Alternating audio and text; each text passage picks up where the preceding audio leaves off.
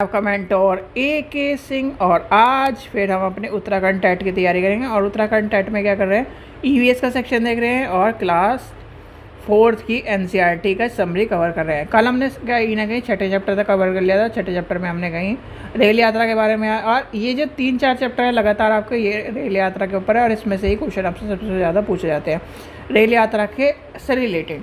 ठीक है, तो आज का चैप्टर क्या है, खिड़की से। खिड़की से क्या देख रही है, ओमना जो देख रही है, यानी ओमना का सफ़र जो है, हमने पहला चैप्टर पढ़ा था, ओमना ही आगे चलती जा रही है इस रास्ते पर रेल के सफ़र में। तो ओमना क्या करे, मडगांव। मडगांव कहाँ पर है आपको पता होना चाहिए, गोवा के राज्य में। गोवा से केरल तक रेल यात्रा, रेल के रास्ते में 92 सुरंगें और 2000 पुल पड़ते हैं। और ये क्वेश्चन मोस्ट इम्पॉर्टेंट क्वेश्चन है, लिख के रख लीजिए। कई बार आपके GK में भी पूछा गया है, कई बार आपके टेट में पूछा गया है, और कई बार आपके CTET में पूछा गया है। कोचीकोडी केरल में है। ये क्या है, यहाँ पर क्या है, नारियल के पेड़, चावल की खेती और केले के देखने को मिलते हैं। ये सब क्या कर रही है, ओमना जो है खिड़की से बाहर देख रही है। फिर आता है गुजरात से केरल पहुँचने तक ट्रेन, यानी कि ट्रेन क्या है, हमारे को कहाँ से लेके गई है, महाराष्ट्र से लेके, गोवा से लेके, कर्नाटक राज्य से गुजरती है। कोट्टयम केरल में है, तो ये आपको पता है। मलयालम, ये वाला क्या आप इम्पोर्टेंट याद करना है। मलयालम में वल्यम्मा किसको कहा जाता है, माँ की बड़ी बहन को कहा जाता है।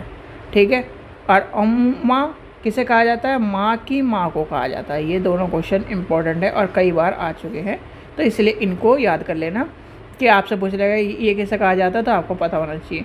फिर आते हैं नानी के घर तक। तो नानी के घर तक क्या हुआ, रेल टिकट क्या है का विवरण बताया गया है इसमें कि रेल टिकट। और ये वाला क्वेश्चन आपको मैंने अभी कहा था ना, जब छठा चैप्टर पढ़ा, छठे चैप्टर में आने की, छठे चैप्टर में आपको बताया था कि आपसे क्वेश्चन पूछा गया, वो ये रेल टिकट के ऊपर है।